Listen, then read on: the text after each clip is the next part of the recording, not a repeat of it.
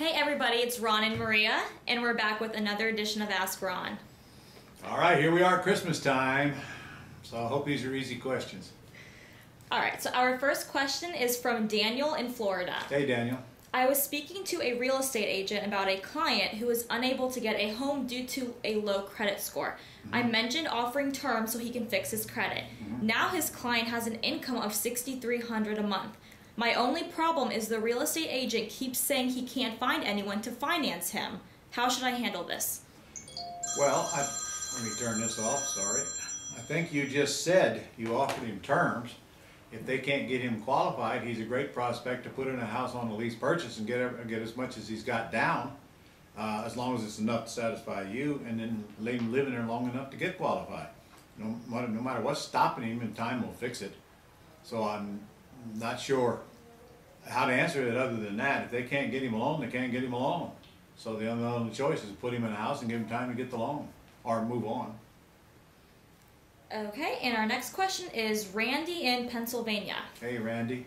Randy says, I'm talking with my lawyer and they are saying that if we do a wrap on the seller first, then create a new wrap from the end buyer, we are creating 3 liens. Are we creating 3? Yes, you are. If there's an underlying loan, your wrap to the seller is a second, and then your wrap to the buyer is a third. But I would encourage you strongly not to sell it to your buyer on a wraparound mortgage. The foreclosure laws in Pennsylvania are not very friendly. Instead, just put them in on the lease option. That way you can evict them if they act up.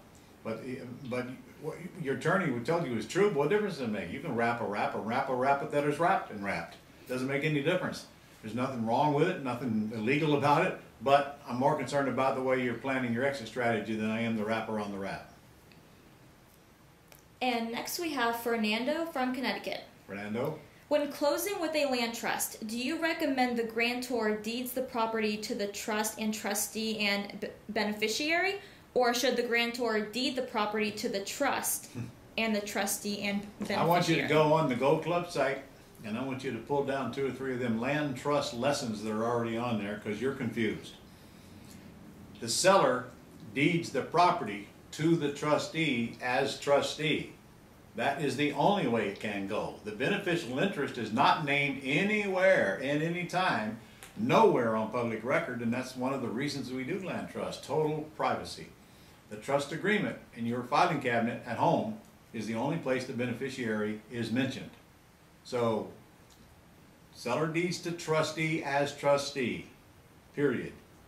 And then you fill out the trust agreement, which is also on your Go Club site, and put it in your filing cabinet, and that names the beneficial interest. And our last question is from Georgina in California. Georgina? I usually use handwritten road signs. What is the best way to market a higher end house such as a $1.9 million house? Gina, I would actually get it in the MLS. In fact, I would even list it in the MLS. If you're doing it on terms, make sure that everyone knows you're going to pay a commission based on the down payment they bring to the table, meaning the realtors know this.